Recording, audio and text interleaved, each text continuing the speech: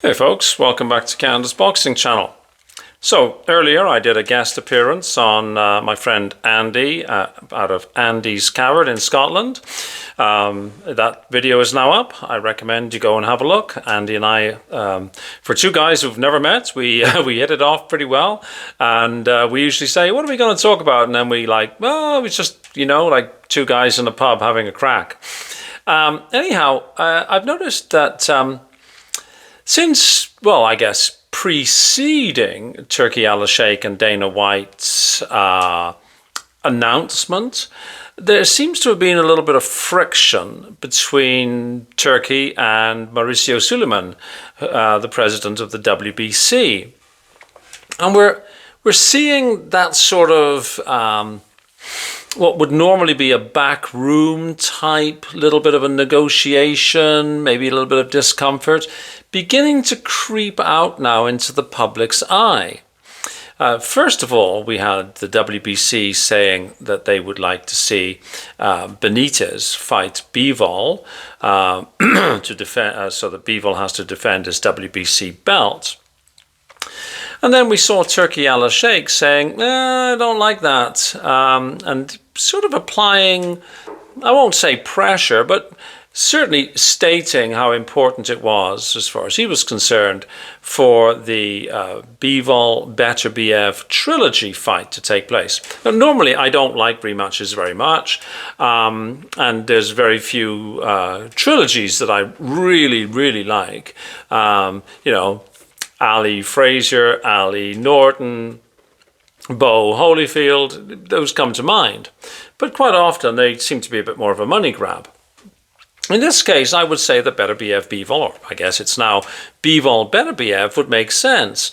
And sort of, if Bivol has to either defend against Benitez, which I think he would win, that adds time to the overall equation. And time isn't something that Beterbiev has on his side. Beterbiev is 40. Getting long in the tooth, not showing much evidence of it yet, but it's one of those weird ages. A person can age overnight. And, as I said on a video I did, I don't know, a week or so, 2 weeks ago, whatever. If Bivol surrenders his WBC belt, well then it's not for undisputed anymore, is it? And a little bit of the shine sort of goes off it if it's not for undisputed.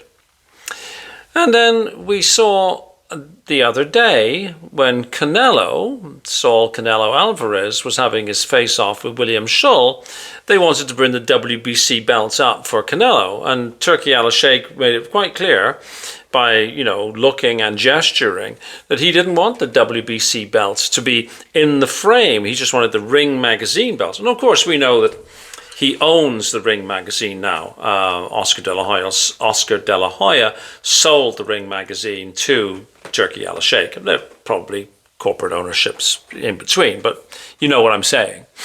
It struck me as a little bit odd. I thought, you're kind of freezing the WBC belt out. Just like the WBC is probably the most prestigious of the sanctioning organization's belts. The green belt, it goes back to, it's got the longest lineage of the four belt era. So freezing that belt out just struck me as, okay, you're making your position clear that,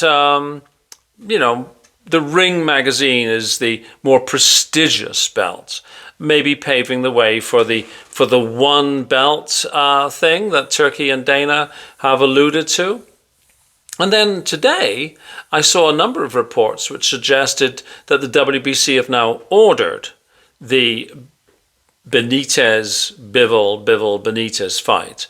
So I'm not sure whether that will change or not. The news cycle moves quickly, but it seems to be that this dispute, I was going to say war, but it's not really war, but this sort of dispute or this disagreement, that's the best word.